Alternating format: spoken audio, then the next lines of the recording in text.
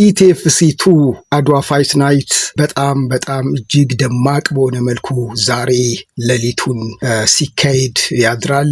በተለይ የቦክስ እና የኤምኤምኤ ፋይት በበርካታ ኢትዮጵያውያን በበርካታ የስፖርት አፍቃሪዎች ዘንድ በጉጉት የሚጠበቅ ነው። እንደምታስታውሱት ለ3 ወራት ያህል ኢቲኤፍሲ 2 ምን አይነት ይዘትና ምን አይነት ፋይት እንደሚደረግበት በርካታ የስፖርት ቤተሰቦች በጉጉት ሲጠብቁት ነበር። በተለይ የሴዶ ማርሻል አርት እና የጆኒ ፋይት እርስ በርስ በሚለዋወጣቸው ቃላቶችና ባላቸው ብቃትና ጥንካሬ መነሻነት በበርካታ ስፖርት ቤተሰቡ ዘንድ ትልቅ ትኩረት ስቧል። እንግዲህ የኢቲኤፍሲ ወይም የሚክስድ ማርሻል አርት ስፖርት በኢትዮጵያ ውስጥ እጅግ መነቃቃት የጀመረው ከቅርብ ጊዜ ወዲህ ነው ማለት ይቻላል። የቴኳንዶ የቦክስ ስፖርቶች በኢትዮጵያ ስፖርት ታሪክ ውስጥ ትልቅ ዘመናትን ያስቆጠሩ ስፖርቶች ናቸው። በመሃል መቀዛቀዛቸው የበርካታ ስፖርት ቤተሰቦች እውነታ ነው። ይሄንን የቴኳንዶ ስፖርትን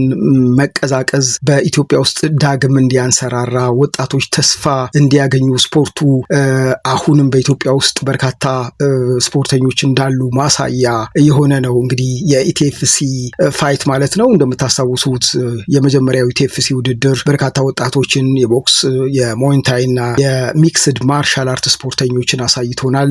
የጆኒና የንቃተ ህሊና ፋይት የምናስታውሰው ነው። ከዛ በኋላ ነው ሴዶ ማርሻል አርት የመጀመሪያውን የኤምኤምኤ ፋይት አሸናፊን ጆኒን በደንብ ዘረረዋለው አያም ኪንግ እያለ የመጣው የበለጠ ለአድዋ ፋይት ናይት ወይም ለኢቲኤፍሲ 2 ድምቀትና ሞገስ ነው ማለት ይቻላል። የሚለቃቸው ቪዲዮዎች፣ ሀሳቦች፣ የእርስ በርስ ሽኩቻቸው በስፖርት ቤተሰቡ ዘንድ እንዲናፈቅ አድርጎታል። ዛሬ ምሽት እንግዲህ እጅግ ልዩ ድምቀት ይኖራል። ትላንትና በአድዋ መታሰቢያ አዳራሽ የነበረው የኪሎ ፌስ ኦፍም የዛሬው ፋይት ልዩ ድምቀት እንደሚኖረው እና ቀላል ያሉ ውድድሮች እንደምንመለከት ማሳያ ነው። የውድድሩ አዘጋጆችም እጅግ ዘመናዊ የሆኑ መድረኮችን ገንብተዋል፣ ሪንጎችን አዘጋጅተዋል። ከውጭ ሀገር ጭምር ለዳኝነት የጋበዟቸው ባለሙያዎች የውድድሩ አዘጋጆች ያደረጉትን ከፍተኛ ዝግጅት የሚያሳይ ነው። ዛሬም ሰሞኑንም ከትላንት ጀምሮ አዲስ አበባና የስፖርት ቤተሰቦች የሚገኙ የተለያዩ የህብረተሰብ ክፍሎች ሞቅ ደመቅ ያሉ ትዕይንቶችን በማሳየት የስፖርቱ ፍቅራቸውና ጉጉታቸውን አሳይተዋል። ዛሬ ልዩ ድባብ፣ ልዩ ትዕይንት ይኖራል። ለወራት ሲናፈቅ የነበረው ፋይት በአድዋ መታሰቢያ አዳራሽ እንግዲህ በቀጥታ እንመለከታለን ማለት ነው። የዚህ ፋይት ዋና ፋይት ሜን ፋይት ተደርጎ የሚቆጠረው የጆኒና የሴዶ ማርሻል አርት ፋይት በ85 ኪሎግራም የሚደረግ ነው። ሁለቱም ትላንትና በፌስ ኦፍ ወይም በኪሎ ፌስ ኦፍ ያሳዩቸው ስነ ምግባሮች፣ ሁለቱም ያላቸው በስፖርቱ ያላቸው ልምድና ክህሎት ምን አይነት ፋይት ሊያደርጉ ይችላሉ የሚለውን እንድንጠይቅ እንድንጓጓ አድርጎናል። በእርግጥ ጆኒ በመጀመሪያው የውድድር ላይ ከንቃተ ህሊና ጋር ባደረገውና በሌሎችም የውድድር ልምዶቹ ይታወቃል። ብዙዎቹ እንደሚሉት ሴዶ ማርሻል አርት ረጅም ዓመታት ከ20 ዓመት በላይ በቴኳንዶ ስፖርት ላይ በመቆየቱ የውድድር ልምድና ውድድሮቹን አለመመልከታችን ትንሽ ለውድድሩ አዲስ ይሆናል የሚሉ ሀሳቢዎች አሉ። እንግዲህ የተለያዩ ልምምዶችን ሲሰራ ጥንካሬዎቹን፣ ጉልበቱን እና ሌሎች ቴክኒኮቹን ሲያሳየን ነበረ። በኤምኤምኤ ፋይት በኢትዮጵያ ውስጥ የመጀመሪያው ስፖርተኛ ነኝ፣ ማንም የኤምኤምኤ ስፖርተኛ ወይም ፋይተር ኢትዮጵያ ውስጥ የለም በማለት በድፍረት በተደጋጋሚ ይናገራል ሴዶ ማርሻል አርት። በእርግጥስ የኤምኤምኤ ፋይተር ኢትዮጵያ ውስጥ የለም ወይ? ጆኒስ ምን አይነት ስፖርተኛ ነው በሪንግ ውስጥ የምናየው ነው የሚሆነው። ሁለቱ የሚያደርጓቸው ፋይቶች በጣም የሚጠበቁ ናቸው።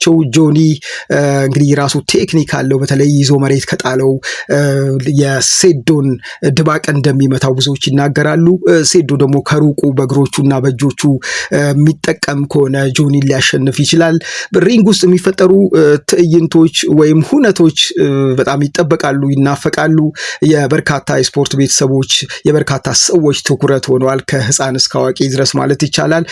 በነገራችን ላይ ይሄ የሴዶና የጆኒ ፋይት ዛሬ ሌሊት እኩለ ሌሊት አካባቢ ሊሆን ይችላል የመጨረሻው ፋይት ነው የሚሆነው። ምክንያቱም ሜን ፋይት ስለሆነ የሚጠበቀው ፋይት ስለሆነ እንደምታስታውሱት የመግቢያ ትኬቱ 100 ሺህ ብር የተቆረጠለት ነው። ቪቪአይፒ ሪንግ ሳይዱ ማለት ነው 50 ሺህ 30 ሺህ እና ሌሎች በርካታ ሺህ ብሮችን ቆርጠው ሺህ ብሮችን ከፍለው ነው ኢትዮጵያውያን በዚህ ውድድር ላይ ለመታደም ፍላጎታቸውን ያሳዩት። ትኬቱን በጊዜ ነው ያለቀው።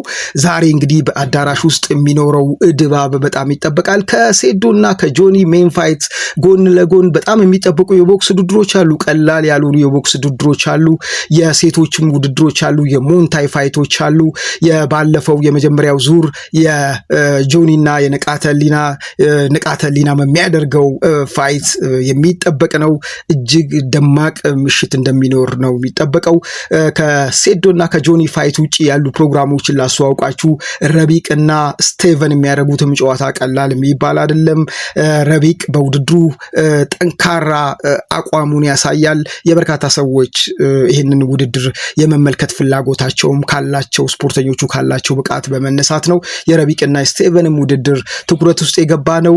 በሴት የመጀመሪያዎቹ ፋይተሮች በዓለም አቀፍ ውድድሮች ጭምር ልምድ ያላትና አሸናፊዋ ዛሃራና የአምላክ ስራ የሚያደርጉትን ፋይት ቀላል አይደለም። ዛሃራ እንግዲህ የዓለም አቀፍ ልምዷን በመጠቀም ይህን ውድድር ታሸንፋለች ተብሎ ይጠበቃል። የአምላክ ስራም በቀላሉ የምትሸነፍ አይደለችም።